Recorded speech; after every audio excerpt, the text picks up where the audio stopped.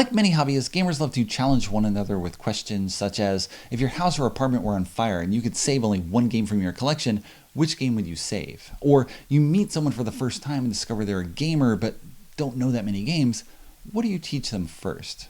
And your answers to these questions reveal as much about you as they do about the games themselves. What's important to you? Do you save the game that's worth the most just because that would cost the most to replace? Or do you save the game that's hardest to replace because it's a rare game that just doesn't have that many copies out there? Do you save the game that you've played the most or that's easiest to teach so you can get others to play it with you? Or the game that's the most valuable to your significant other so that you can play it on the sidewalk while watching your residence burn?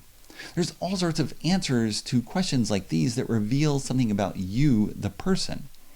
One question that went around years ago, if you could play games from designers of only 2 countries for the rest of your life, which countries would you choose? And that question came up as people debated the tendency of designers from certain countries to all have similar elements in their game design, where people would say French game designs are like this, and Italian game designs are like this, and so on. And there's lots of generalities and stereotypes that don't necessarily hold true for all game designers in a particular country, but there are often characteristics that carry through just because if you're surrounded by something, you kind of absorb it, and that's often reflected in what you do. My answer to that question, well, number one is Japan, mostly because Japanese game designers seem to explore the concept of what a game is more than designers of any other country. And I think that comes from their background in the doujin comic publishing business, as far as I understand things, where people would often make their own comics in small print runs and sell them at conventions just because they wanted to do something. Maybe they're continuing a story that had been canceled and they just want to do it on their own. And here's how I think it happens. And they just make up their own world and do it. There's a lot of self-published designers in Japan where they do tiny print runs of games with concepts that you would probably not see anywhere else, just because someone has a particular interest in doing something and they do it. Why not? And they put it out there. And you get to explore all sorts of things that you never would have expected to find in games. I find it fascinating to do that. And the second answer that I have to that question depends on how you actually define the question. Is it where the designer is from or where they are living? And my response always came as a result of Rainer Knizia being born in Germany but living in the UK. Now he's back in Germany, so my answer is clear, Germany. Mostly because Rainer Knizia is my favorite designer of all time. He is my favorite mostly because his design aesthetic matches my taste, and it's probably because my taste have been shaped a lot by his design aesthetic, because I have played many of his designs for 20-something years. So his designs tend to be extremely simple, with very few rules that create a system. There's not a lot of variables or examples or things that don't fit within that rule set, yet his rules creates complex game design patterns that you discover only by playing. Moreover, his designs are often highly affected by the people playing them. So a game of modern art plays out very differently, not only due to the player count, which is true of many designs from many different people, but due to the people in them and how they play. What things are they putting up for auction and how are they bidding?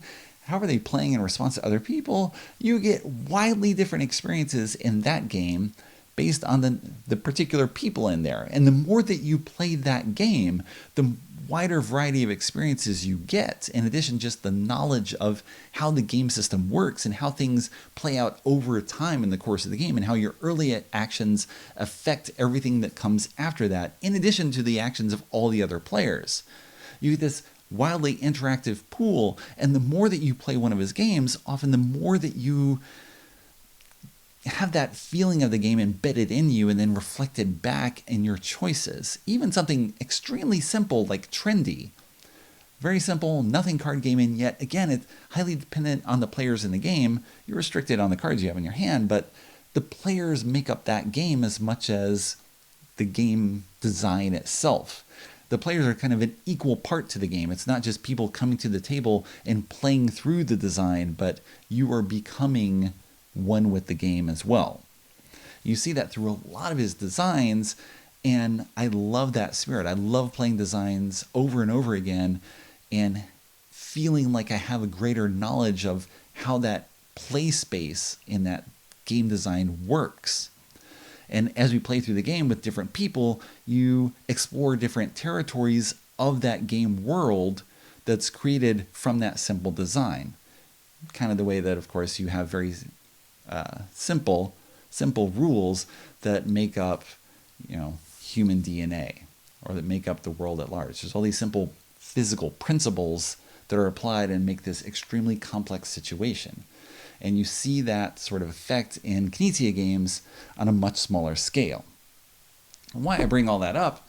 Well, it's a long-winded introduction to My City, a 2 to 4 player city building game out from Cosmos. The German edition came out in the first quarter of 2020. The English edition is coming out mid-2020. If you see the subtitle here in English, this is Manifest Your Destiny, because you are building your own city, with buildings not quite falling from the sky, but instead falling from your hands as you place them on the board. This game has a bit of a different feel from most Knizia games. This is a legacy-style game in which the gameplay changes over time, with the results of one game affecting what comes after that. And my experience with My City mostly tells me that Reiner Knizia should not design legacy games. Why? Well, let's first talk about the game itself. Here are some of the components of My City, with each player getting their own city board and set of 24 building tiles. The tiles come in 3 colors, with 8 tiles of each color, and the shapes of the tiles are the same across the colors. So you'll get 3 of these pieces, 3 of these 2x2 squares, and so forth. The game includes 8 chapters of gameplay in the Legacy campaign, with each chapter consisting of 3 games. So you'll play 24 games in order across this Legacy campaign that begins with the New Land. In the New Land, you take the deck of cards, shuffle these building cards. There's 24 cards that represent the 24 buildings in the game. And on a turn, you reveal the top card and add that building to your city. You must build in your first turn adjacent to the river. You cannot build outside here. You cannot cross the river. You can't build in the mountains or the forest. You just build in empty spaces, and each building that you build after that must be adjacent to your first one. So you flip over a tile, build it. You are trying to cover these light green spaces because they are worth -1 point at the end of the game. Rocks are worth -1 each, so this is actually -2 points. So you definitely want to cover all the rocks. You do not want to cover the trees because they are worth positive points. So perhaps I can build around the trees like so forth, and slowly fit things in here. And hopefully, well, I'll just give up. That space will be empty, but we build out. And you can possibly build nice and compact as I have done here, or you might have more trouble doing that, or you turn up a space and you start to see where things will fit, and you will just keep building from that point, trying to cover rocks, trying to cover as much land as possible, trying to build around all the trees, which gets harder, especially with these pieces, but that'll work, until you have placed all the tiles possible.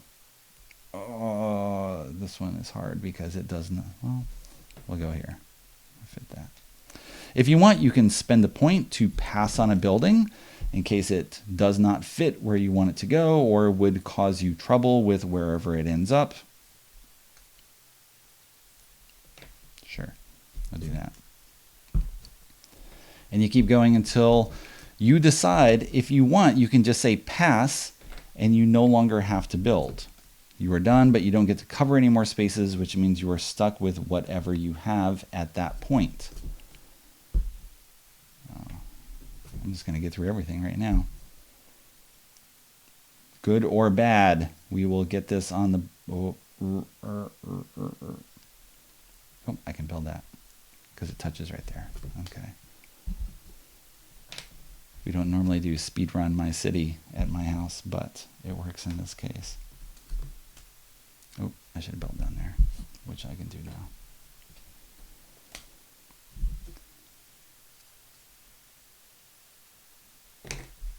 Fine.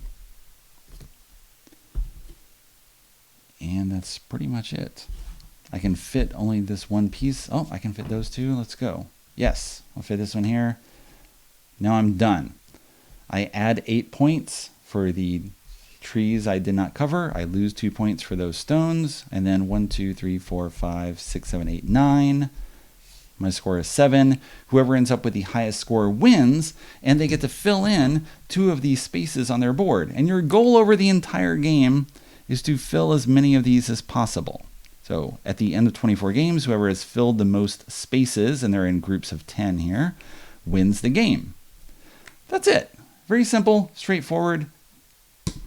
It gets more complicated, mostly because you can initially see we have 3 colors of buildings, but the colors do not matter. Well, game 2 is very straightforward in that you just clear the board, start with 10 points again, set everything up, shuffle the cards, and now the colors matter. Because at the end of the game, you look at the largest block of each grouping of buildings of the same color that you have constructed, and you score points for those buildings. So I want to place all the yellow together now, because right now this is 2 points for yellow, 1 point for red. Can I place this? Yes, I can. And now you've got a secondary concern as you're building out and trying to fill everything in.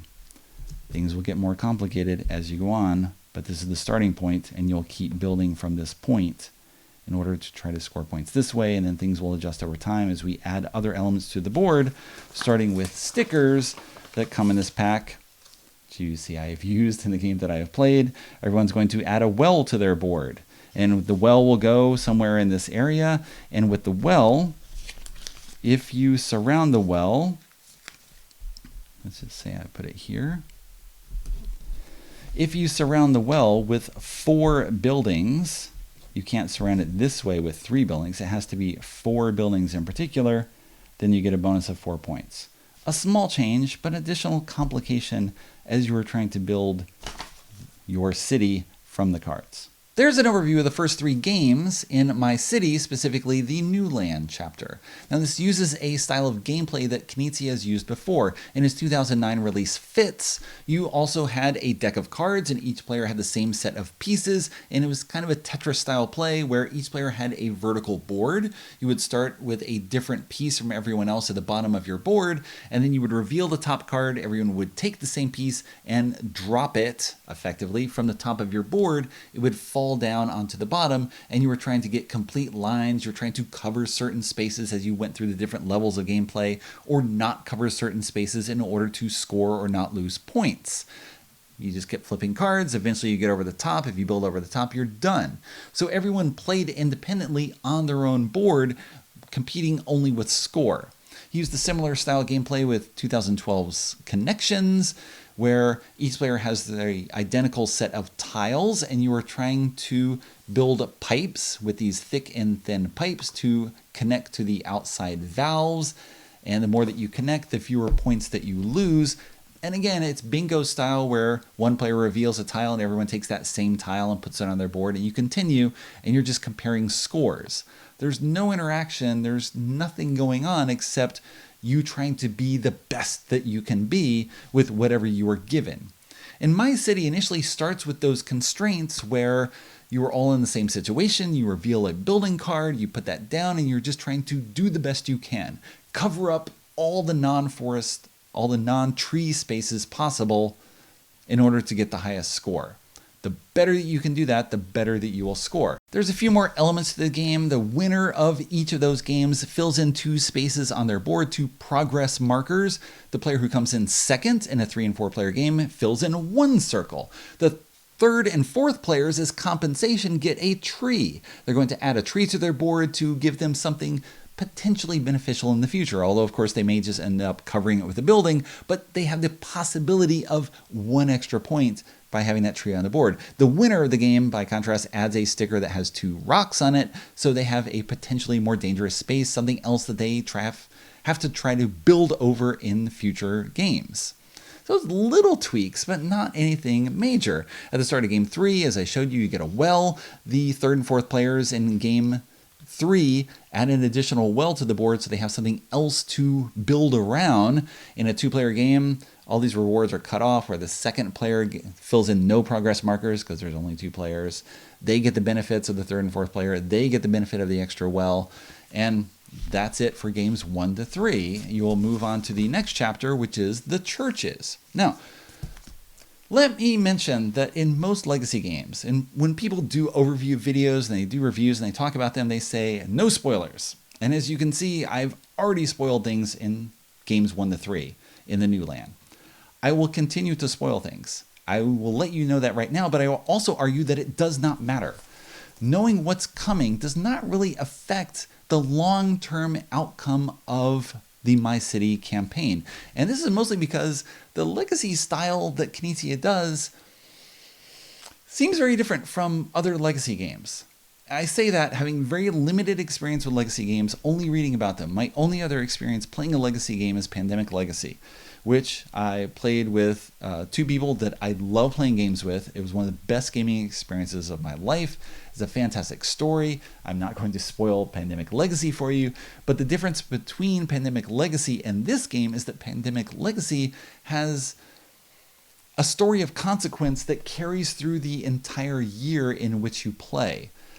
Things, if you knew about things later in that year, they would greatly affect your choices earlier. The choices that you encounter in My City don't really matter as much in that they are somewhat telegraphed and they're somewhat obvious if you have played a number of games. So I'll mention that the churches introduces a new style of building. You open this up and everyone gets 3 new buildings that they add to their collection of buildings. You now have 27 buildings. You have new cards that you shuffle into the deck. You have these purple churches that you add to your board.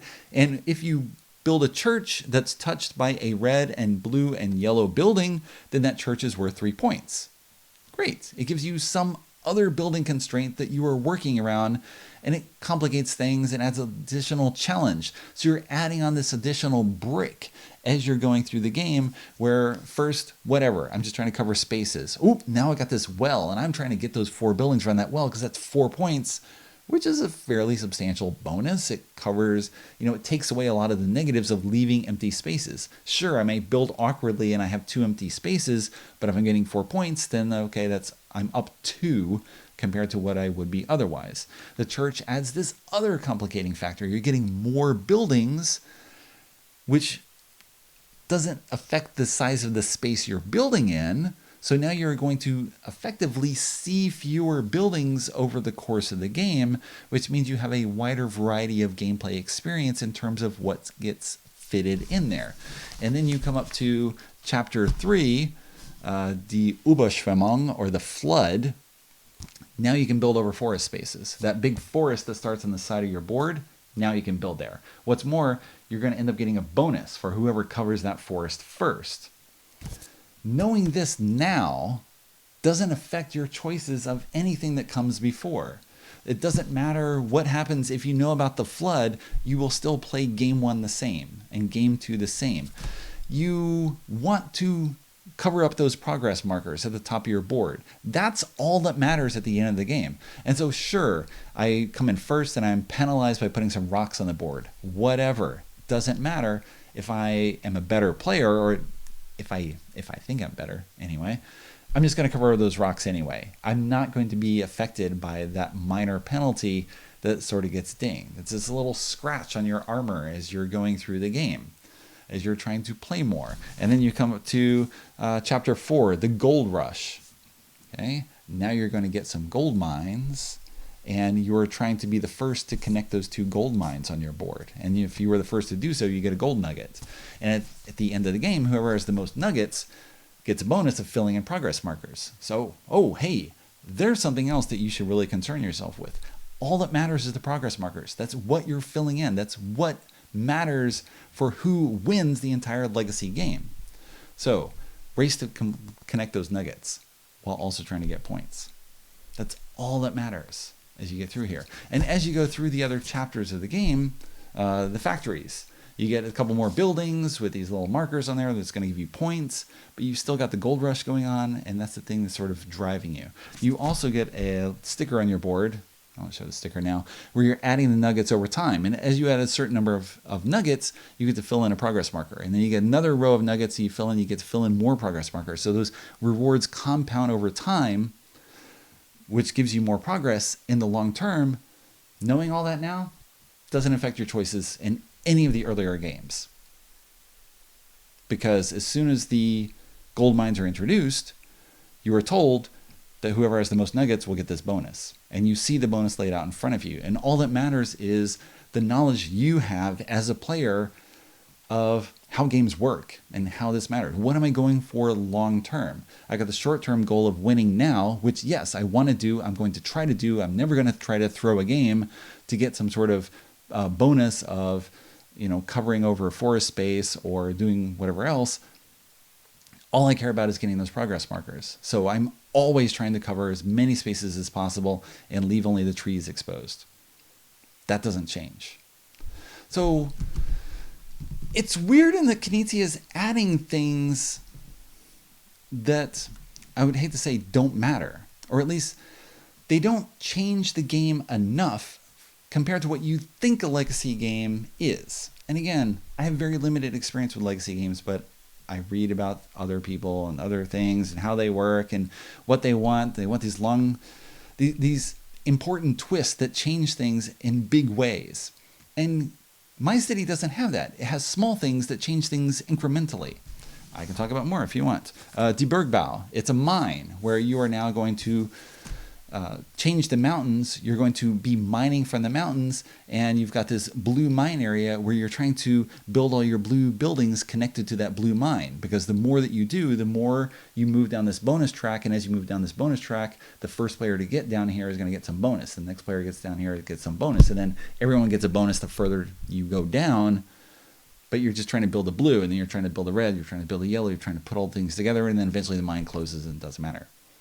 Again, knowing that changes nothing in the earlier stages of the game, which is very different from Pandemic Legacy, where if you know what happens later in the year, that affects what you're going to do to begin with.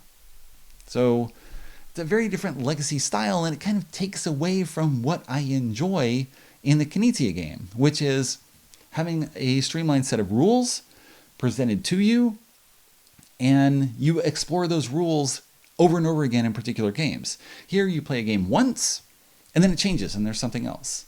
You play a game once, and it's something else. And I feel like I don't get to explore the game space the way that I want to.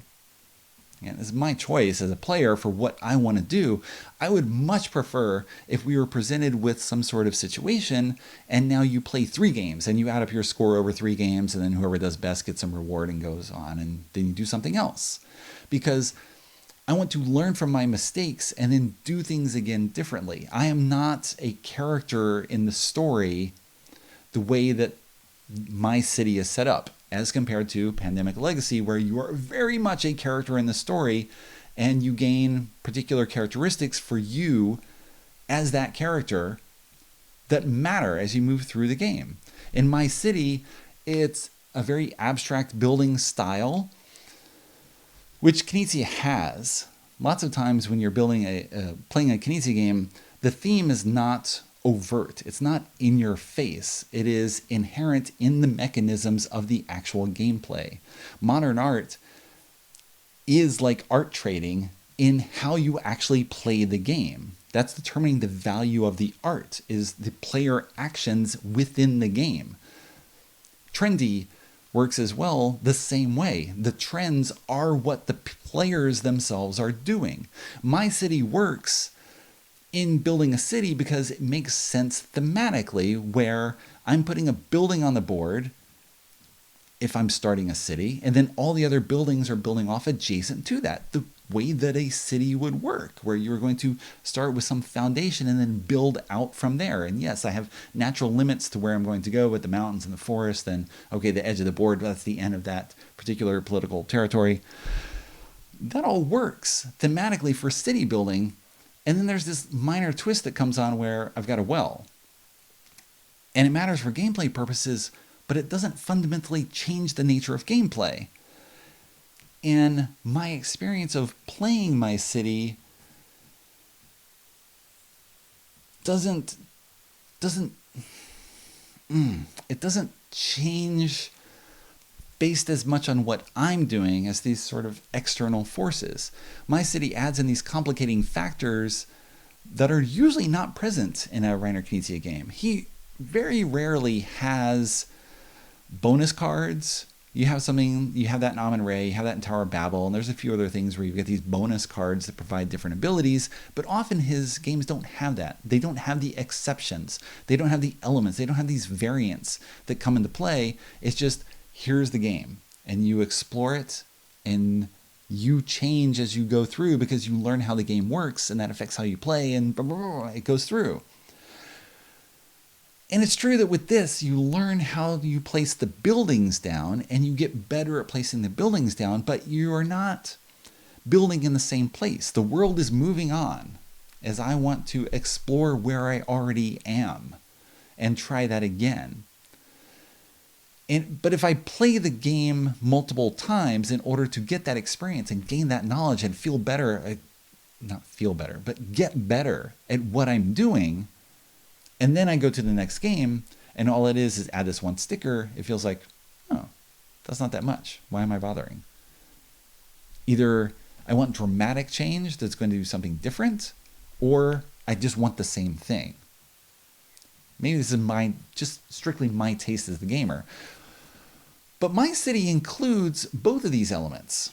So let's talk about that. It's got the legacy style game with 24 games that you will play as a campaign in a row, but it also has the eternal game that you can always play and that will never change. So let's look at that. To play the eternal game of My City, you take your player board and flip it over to the other side, and everyone will use this side of the board, which in shape is identical to what's on the legacy board in terms of the placement of the rocks and the trees and the things jutting in, the mountains and so forth, the river running through it.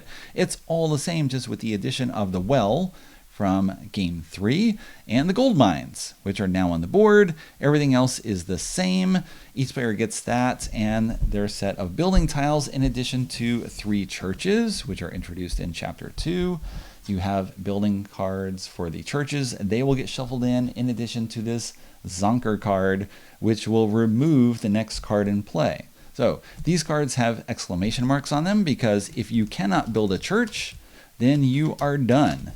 You build nothing else and your score is locked in at whatever it is. So you want to keep that in mind, especially for this big plus-shaped church, which is extremely difficult to place and which will usually mess up everything that you're trying to do. So you build just like in the Legacy game. Start building adjacent to the river. Everything must be built adjacent to what's already there. And keep building. You have seen this before. I have just explained how this works. Your bonus for being the first to connect the gold mines, you are trying to build over those spaces. So if I do here, I have covered one of the gold mines. If I cover over this one before everyone else, I get a bonus of 3 points that's added to the 10 points with which I start. If I don't want to place a piece, I can spend the point and I just turn it face down and don't put it on the board. I would not do so in this case, but instead might do this. And again, with this well, I'm trying to surround it with 4 cities. I also score points for connecting buildings of like colors together. This thing is always a killer. I'm trying to fit this in here and get the best use of it. Let's just bag it. Lose it. Cost you 1 point, but it could be better in the long run. Fit this in here. And the church.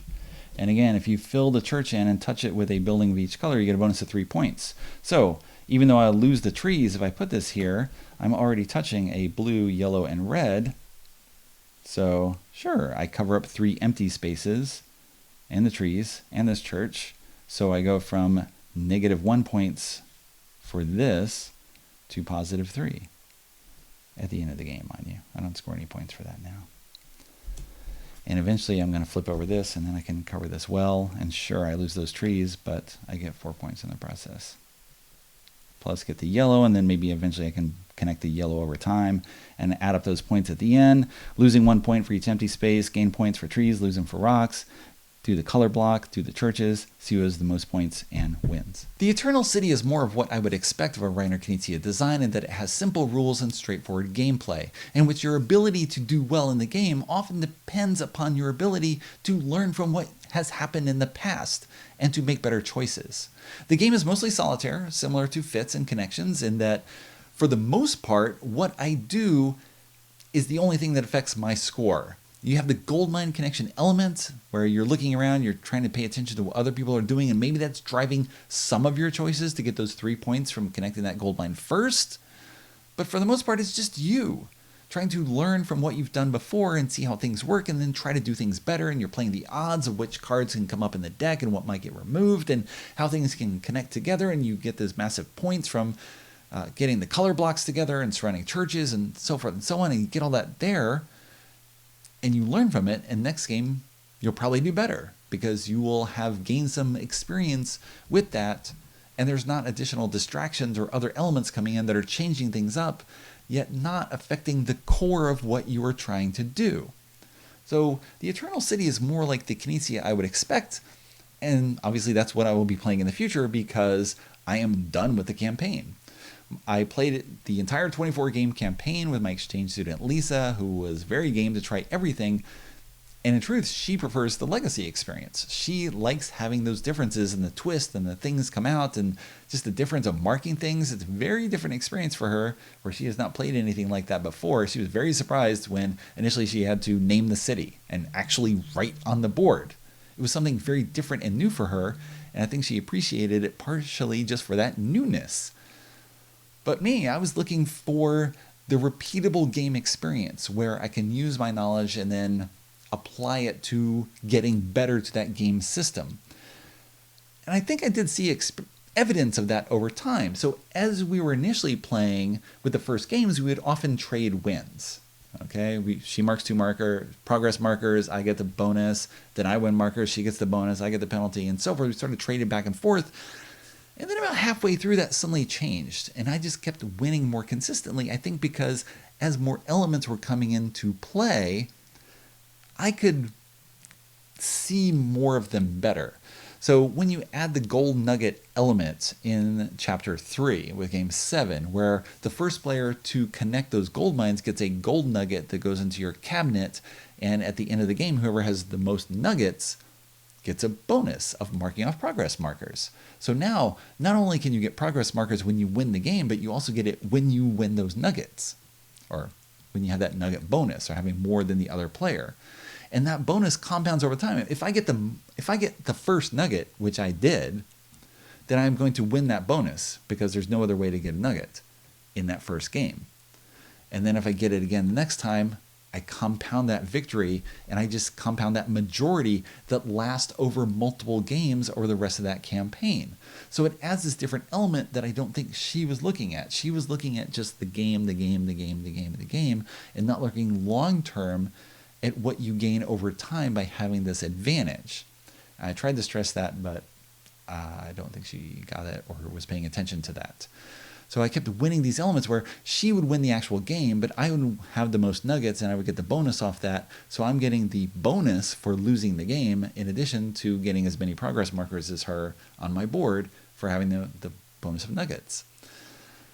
So I kept progressing in different ways as you're adding in different elements, as you're adding in the mines and then the railroads, and working along that path sort of long-term, putting more things together, looking at it more holistically, because that's often what I do as I play a game repeatedly. It's not just a single game experience, but it's adding to things over time. And I found a lot of the things being introduced more distracting than anything else, than what I wanted to see. I wanted to just do the same thing over and over again. But if you do the same thing over and over again in my city, and then the next thing that you add, well, sometimes a chapter is just going to be, well, now you don't lose any points for the light green spaces. Okay, well, that doesn't matter. That's not a real twist. That's not a change. It's just something where I can build more carelessly, or I can focus solely on the positives and not worry about the potential negatives, which, okay, that's a thing, but it doesn't change the fundamental nature of the game where you're trying to just maximize your building, fit things together, and get colors and churches and so on, and all that sort of stuff that I want to focus on and do repeatedly. But I do have that in the Eternal City, so I can still do that. The main thing about Knizia is a lot of his games superficially look like nothing. And you look on the surface, when you first play it, it seems like nothing, just because it doesn't seem like there's much going on. But the more that you play, the more that you put things together and you get better at doing this. And so playing My City was essentially just like skipping the stone across the surface. And we never got below the surface where it's just like a new thing. And it's just, that's not what I was looking for. I wanted the repeatable, dive deep experience where I get better, even in something as simple and straightforward as putting polyominoes on a board, which is what this is. So it's interesting to have those two elements mixed together where you have some things change, but sometimes they seem very superficial or just like a non-change change. It was just something different for the sake of being different. And then some things you had something, a new substantial element that was introduced, but still the fundamental of the game is putting the things on the board in the best way possible. And you get experience doing that. And the other things, I just found a distraction from the purity that Knizia normally gives you. I want that deep dive into whatever it is. And so now I can do that with the Eternal City because I will have that game forever. And the legacy thing doesn't matter. I just pick up my board here. I'll briefly flash this to you with these different elements with the mine and the railroads and lots of stickers on the board. There's all sorts of things going on. The funniest thing that happened with the legacy game, you'll have to look at the board a little bit more, but again, I don't think the spoilers matter so much that you lose the mountains at the end and they all turn into rocks. You get this little port here where you're trying to be the first to connect the port with the railroad. You get a bonus sticker that way for doing that. You're also trying to build along the bottom, all along the railroad tracks. You want everything next to the railroad. Okay, that's cool. Then you get this other element here. I forget what this is called. This is in the prosperity section, the final chapter of the game, where you must initially start building next to the prosperity, and you build off from there. It counts as a red building, so it can connect with everything here. If you have red buildings completely from the port here, you're building from the port to here, it all has to be one color. So additional challenge added on to everything else. Well, game 24, the only restriction now is that you can't build over trees, and you're being rewarded for how many trees you have. So you can't build over trees. The first card that turns up is this church, and I literally cannot build this church touching this red building because I would build over the river, I'd build over a tree, build over a tree, build over a river, I was done. Game 24, I did nothing. There was nothing that happened for me, and it didn't even matter. It could be extremely frustrating to some people. I just found it hilarious that I had gone this far and built up all these things and built up a huge progress advantage over Lisa. It didn't even matter. It was hilarious that I had put myself in a corner where suddenly I could not build. Okay, that is one spoiler that might affect how you do things, because you should not put trees next to this, which then prevent you from building in that particular space. It was hilarious. It was just this weird element that sort of highlighted why I don't think Knizia should do legacy games in the future. I will still play them because I will play everything that he does. I love his stuff. I love his designs. I love the aesthetic that runs through them. They generally give me everything that I want. But this experience ended up just being, I don't know. I'm running down the street, experiencing this Knizia vibe, and he's all around me doing all these things. And then there's like guns shooting extra elements to the side, and they're just distracting. And I'm trying to wave them away and focus on what I want to do. And what I want to do is in the box. So you can have both things if you want it. It's there for you, and you can do it. So whether you want the Eternal City or you want that 24 game experience, it's there. Go out and manifest your destiny however you like to do so.